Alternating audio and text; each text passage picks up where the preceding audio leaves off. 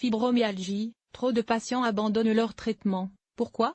Moins de 10% des personnes souffrant de fibromyalgie prennent encore leur traitement au bout d'un an. C'est très peu. Mais ils ne sont pas vraiment fautifs.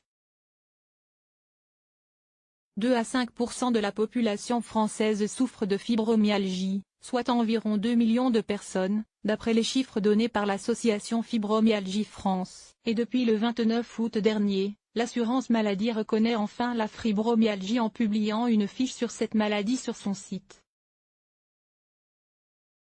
Pas de traitement qui guérisse la fibromyalgie est une affection chronique qui se caractérise par une douleur diffuse, des sensations de brûlure de la tête aux pieds, une fatigue permanente.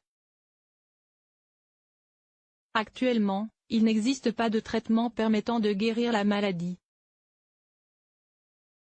Les médicaments proposés sont destinés à soulager les symptômes. Les plus couramment utilisés sont les antidépresseurs tricycliques ou sérotonine-noradrénaline, les inhibiteurs sélectifs de la recapture de la sérotonine, et l'anticonvulsivant Lyrica. Un traitement abandonné dans l'année. L'étude, menée par les chercheurs de l'université de Glasgow sur près de 4000 patients, montre un gros problème d'adhérence au traitement prescrit par le médecin. En cas de prescription d'antidépresseurs, les patients sont entre 73 et 91% à l'arrêter avant la fin de la première année, et plus de 60% des patients suivent leur traitement moins de 20% du temps. Ils sont seulement un peu plus de 9% à le suivre plus de 80% du temps. Les raisons de cet abandon? Les patients n'obtiennent pas de bénéfices cliniques suffisants leur donnant envie de poursuivre le traitement.